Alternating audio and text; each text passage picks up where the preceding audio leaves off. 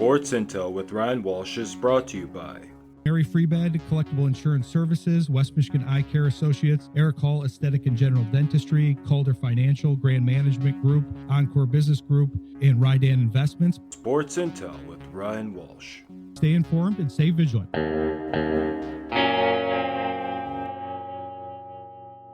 We're introducing our counter intel segment for the season, which is fun. That was fun last year to do it, and it was a big hit. We're expanding it to the preseason this year, and we're happy to start out with Gavino Borquez of the Chargers Wire.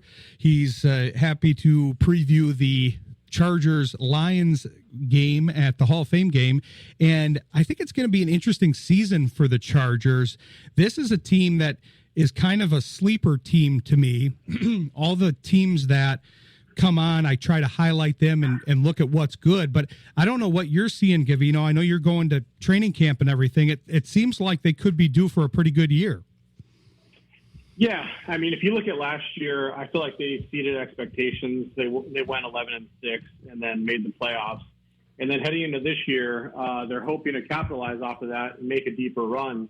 So I would say that the expectations are high. As long as you have Jim Harbaugh, a proven head coach at every level, and Justin Herbert under center, you're going to think that the Chargers are going to do pretty well. And I think that's the expectations heading in this year. We're looking for that one team to dethrone the Chiefs in the AFC West over here, and it's been almost like close to a decade, since another team last won that division. So I would say that they're looking pretty good, very promising heading into the upcoming season.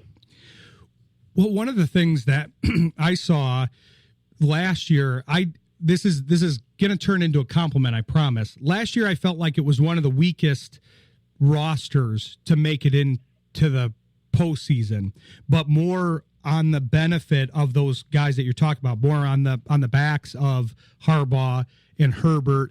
And they've improved some of the spots that maybe were on the weaker side. The running back situation, the receiver room looks like it could be pretty good this year, even with Williams leaving, which I'm sure we'll talk about that.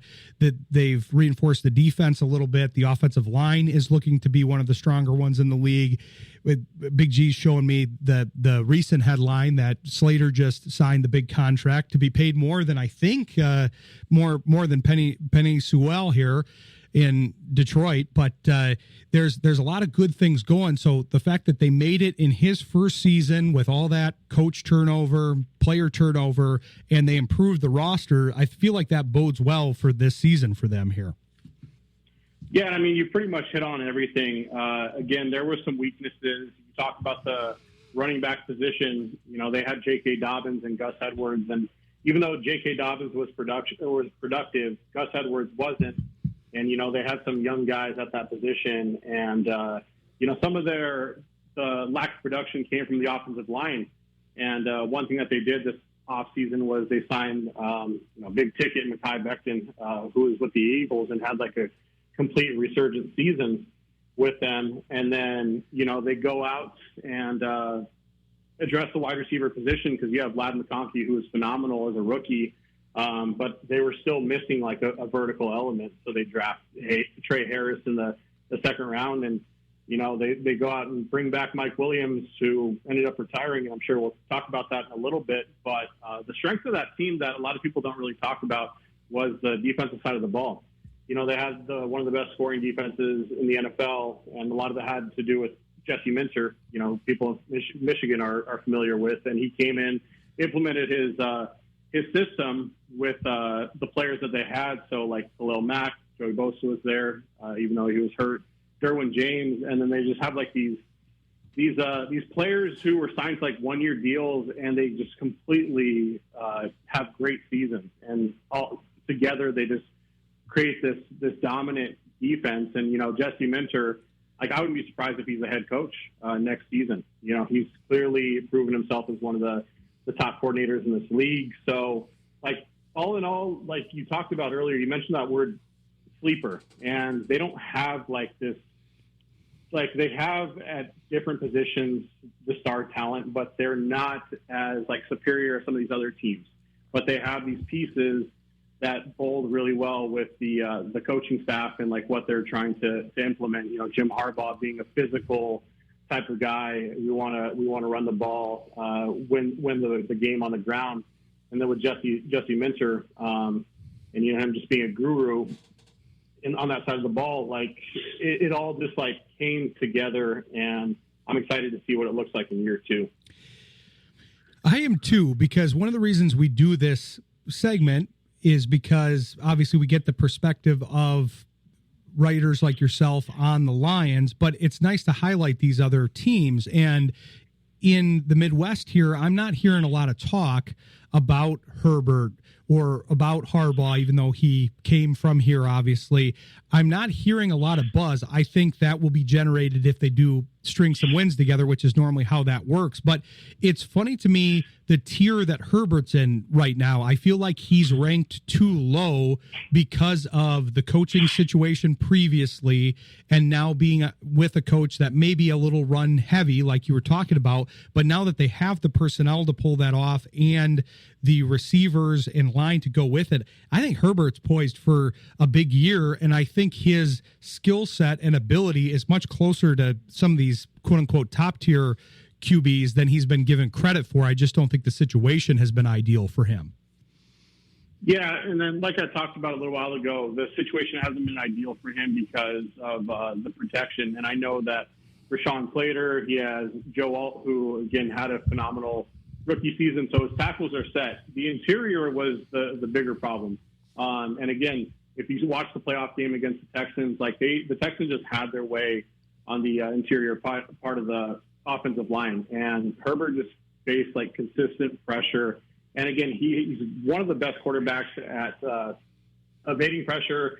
He's very good in the pocket at diagnosing when pressure's coming his way. But again, you can only do so much, and you look at that receiver room, and it was just Ladd McConkey and everyone else. So they made the point to address that offensive line with Mekhi Becton. Yeah, there's still some question marks along the interior at left guard and center. And then, with the receiving group, the Mike Williams retirement was pretty big, in my opinion, because, before Mike Williams went to the Jets, he had that torn ACL. So he right before that torn ACL in his last season with the Chargers, him and Herbert were clicking. That was Williams definitely one of his best seasons, the season before. And that's why they brought him back, because they saw that connection. So his retirement, I get it, because he dealt with a lot of injuries. So when I did see the news, I wasn't too surprised. There was something obviously going on there that he wasn't comfortable playing with. But either way, the Chargers did address the positions of need to kind of really elevate Herbert's game. And one thing that we haven't talked about is Greg Roman. Greg Roman he's a very old school smash mouth type of offensive coordinator. So again, when they hired him, we knew what you're getting with him, is that he wanted to establish the run. So the passing game was going to kind of take a backseat a little bit. We did see that in his first season as offensive coordinator, but I think we're definitely going to see a lot more Herbert throwing the football. And again, he ran the football a lot too this past season, which again is one of his strengths as well, but hasn't been utilized until Greg Roman came in. That's an interesting transition here from the run game that we're talking about, because it's funny. Jim stole both of the running backs from his brother last year. He basically just decided he was going to have the Ravens running backs as his running backs. And like you said, they didn't do poorly, but I think these are clear upgrades here with drafting Hampton and adding in Najee Harris. That's going to be an upgrade in the run game and free up a lot in the pass game, because one of the things that I wanted to ask you, because we had a similar situation here in Detroit with Ragnow and his quote unquote sudden retirement that surprised a lot of the fan base and even a lot of the beat writers here. I do think that the team had some indication and was able to factor that into the draft a little bit, which is why they drafted several interior linemen in the draft and reinforced that before Ragnow did retire. Do you think there was some indication there with Williams, because they did reinforce that receiver position, as you highlighted earlier in the draft, along with having that improving unit with McConkey and Johnston? Yeah, I think so, because, I mean, if you even go back to Mike Williams in college at Clemson, like, he's dealt with a slew of injuries, knee injuries, back injuries, neck injuries. So, like, the list goes on. And I feel like the team did have some sense of it. And, he was still recovering from that torn ACL a couple seasons ago. He wasn't at his best when he was with the Steelers and Jets. So I feel like they brought him back thinking that he was going to be able to recover. But at the end of the day, like, there must have been something going on that was completely, like, setting him back still. And he just didn't want to force it and decided to call it quits. And that's what led the Chargers to draft Trey Harris in the second round. They drafted Keandre Lambert-Smith out of Auburn in the 5th round, and they also drafted Oronde Gadsden, a vertical tight end, if you will, in the 5th round. They traded up for him as well, too. So, like, it kind of made sense, like, how they went about the draft. And I know if they needed to address that position, and they still have Quentin Johnston, the 3rd-year receiver, who, they took in the 1st round a couple of years ago. But, while he's more of that yards after catch guy, like, I feel like they haven't like really played to his strengths. They're using him more as like a vertical guy. And if you know Quentin Johnston, he struggled with drops dating back to when he was at TCU. So I think now that they're going to get him going a lot more like on short to intermediate passes, so that way he's not relying so much on his hands and play to his strengths. So he's another like receiver who's going to be a starting receiver for sure. And yeah, like, again, after Mike Williams' retirement, a lot of people are like saying, reunite with Keenan Allen. There's still some guys out there, but I think they're comfortable with the players on the roster, and they're really hoping that Lab McConkey replicates last season's.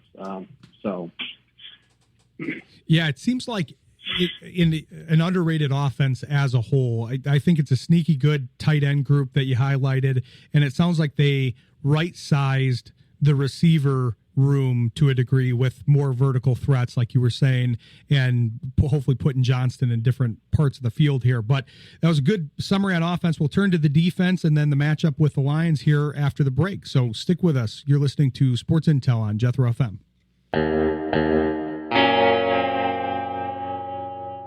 Sports Intel with Ryan Walsh.